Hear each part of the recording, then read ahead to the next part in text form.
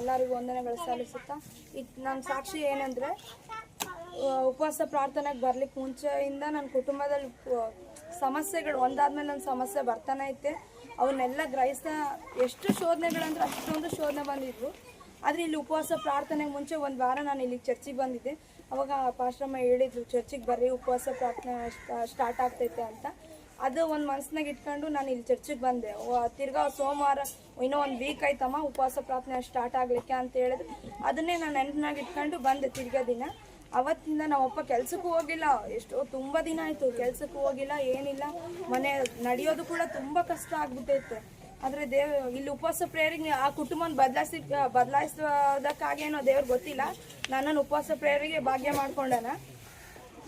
ಏನಂದರೆ ನನ್ನ ಕುಟುಂಬದಲ್ಲಿ ತುಂಬ ಸಮಸ್ಯೆಗಳು ಹೇಳ್ಕೊಳ್ಳಲಾರ್ದು, ಯಾರಿಗೆ ಹೇಳ್ಕೊಳ್ಬೇಕು, ಯಾರಿಗೆ ಬಿಡಬೇಕು, ಪ್ರತಿದಿನ ಕಣ್ಣೀರ್ನೆಲ್ಲ ಕೈ ತೊಳೆಯೋಷ್ಟು ಸಮಸ್ಯೆಗಳು ನಮ್ಮ ಮನೆಗೆ. ಆದರೆ ನಾನು ಉಪವಾಸ ಪ್ರೇಯರಿಗೆ ಬಂದೆ. ಆದಮೇಲೆ ದೇವರು ಒಂದಾದ್ಮೇಲೆ ಒಂದು ದೇವರು ಮನೆಗೆ ಸಮಾಧಾನ ಕೊಡ್ತಾ ಬಂದ ದೇವರು. ನಮ್ಮಪ್ಪನೂ ಕೂಡ ಕೆಲ್ಸಕ್ಕೆ ಹೋಗ್ಲಿದ್ದ ನಾನು ಒಂದೇ ಪ್ರೇಯರಿಗೆ ಬಂದು ಒಂದು ವಾರದಾಗೆ ನಮ್ಮಪ್ಪ ಕೆಲಸ ಸಿಕ್ತು. ನಮ್ಮಪ್ಪ ಕಂಟಿನ್ಯೂ ಆಗಿ ಒಂದು ದಿನ ಕೂಡ ಮನೆಗಿಲ್ದಂಗೆ ಇವಾಗ ಕೆಲ್ಸಕ್ಕೆ ಹೋಗ್ತಿದ್ದಾನೆ. ಮನೆಗೂ ಕೂಡ ಸ್ವಲ್ಪ ಇವಾಗ ಲೌಕಿಕವಾದ ಜೀವಿತಗಳು ಸಾಕ್ತೆ, ಇವಾಗ ಹೋಗ್ತಿರ್ತಾರಲ್ಲ ಕುಡಿಯೋದು ಅದು ಇದು ಅಂತ. ಇವಾಗ ನಮ್ಮ ಅಪ್ಪಂದ್ರಾಗ ಕೂಡ ಬದಲಾವಣೆ ಬಂದೈತೆ, ಕುಡಿಯೋದು ಸ್ವಲ್ಪ ಕಮ್ಮಿ ಆಗೈತೆ. ದೇವ್ರು ಹಂಗೆ ಸಂಪೂರ್ಣವಾಗಿ ಬದಲಾಯಿಸ್ತಾನಂತ ನಂಬಿಕೆ ಇರ್ತೀವಿ. ಮುಂದೆ ಕೂಡ ದೇವರು ನನ್ನ ಪ್ರಾರ್ಥನೆಗೆ ಪ್ರತಿಫಲ ದೇವ್ರು ಕೊಡ್ಲಿಕ್ಕಾಗಿ ನನ್ನನ್ನು ಕರ್ಕೊಂಡು ಬಂದಾನ. ಆದರೆ ಈ ಸಮಸ್ಯೆಗಳು ನಾನು ಬಂದಾಗೆಲ್ಲ ಕುಗ್ಗಿ ಓದ್ತಿದ್ದೆ. ನಾನು ದೇವ್ರು ಇದೇನಪ್ಪ ಕಷ್ಟ ಅಂತ. ಪಾಶ್ರಮ ಇದ್ರಲ್ಲ ನಾನು ಪ್ರತಿದಿನ ಧೈರ್ಯಪಡಿಸ್ತಾ ಬರ್ತಿದ್ರು, ನೀನು ಎದುರುಬೇಡ. ನನಗೆ ಏನನ್ನ ದುಡ್ಡಿನ ವಿಷಯ ಬಂದರೂ ಕೂಡ ಆಂಟಿಗೆ ಹೇಳ್ತಿದ್ರು, ನಿನಗೆ ದೇವ್ರು ಕೊಡ್ತಾನ, ನಾನು ನಂಬಿಕೆ ಇಲ್ಲ, ನೀ ಅಲ್ಪ ವಿಶ್ವಾಸಿ ಅಂತ ಆಂಟಿ ಬೈತಿದ್ರು ನನಗೆ.